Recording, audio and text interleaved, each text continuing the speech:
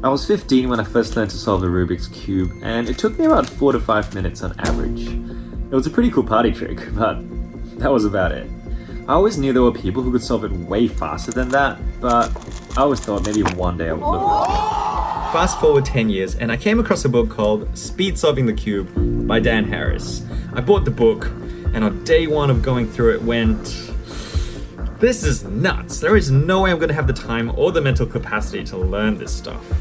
And away went the book.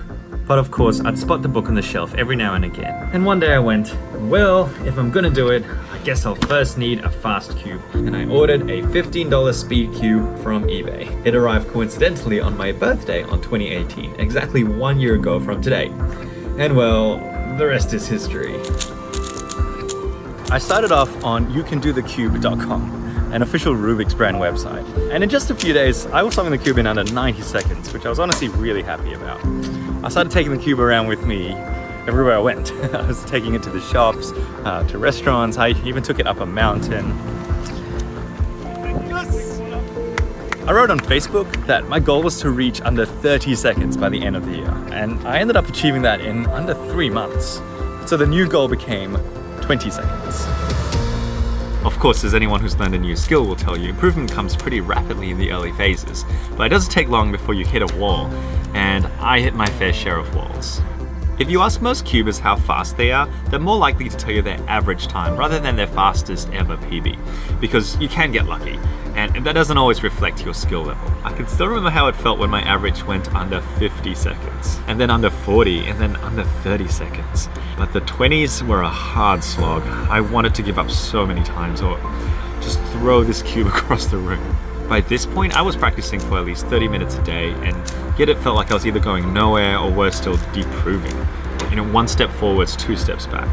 Over and over, I thought to myself, why am I doing this? It was so frustrating, draining, and honestly started to feel pointless. This is me solving the cube at a competition in January 2019, getting an average time of 17 seconds across 5 solves. If you told me a year before that that was going to happen, I would never have believed you. I'm going to share with you what I think helped me through that seemingly impossible stage. Because, well, reflecting is good, and maybe you'll learn something from it too.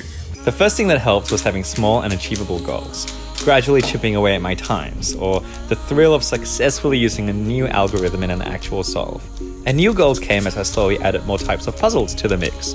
2x2, 4x4, 5x5, pyraminx, Scoob, and lots more. I also signed up for a competition, which gave me extra motivation to improve and regularly practice. I'd get a buzz every time I hit a little goal, and it made me keep going. The most recent goal I achieved was getting under 2 minutes for 5x5. Such a good feeling. The second thing that helped me was the fact that almost any speed cubing tip or trick was only ever one YouTube video away. I am truly grateful for the dozens of online teachers and YouTubers who stepped me through every part of my journey from noob to partial noob. Unlike some other activities, there aren't any secrets in speed cubing. As soon as someone discovers a new trick or a new algorithm, it's released to the whole world for everyone to benefit from. And I was 100% a beneficiary. Thank you, Internet, for connecting me to a wider community. And finally, in ways possibly more significant than I realized, what helped me was having a little community of cubers around me. I had a few cubing friends, but my best cubing buddy was probably my daughter. To be honest, I had no intention of teaching my daughter the cube, but one day as I was like sitting down trying to memorize an algorithm by going like right, up, right inverted, up inverted, right, up, right inverted. I noticed that she was right next to me like mouthing the exact same thing. So curiosity got the better of me. I handed her a cube to see if she could do some moves. One thing led to another, and before we knew it, we spent almost every single day just sitting next to each other solving cubes, which was a lot of fun. Side parenting though, this ended up being a fantastic way for me to bond with my daughter as well. If you ask your kid point blank, how are you? Is there anything you want to tell me? You're probably not going to get anything. But by doing a different activity, giving your kid just space to talk without time pressure, that's where stuff really comes out.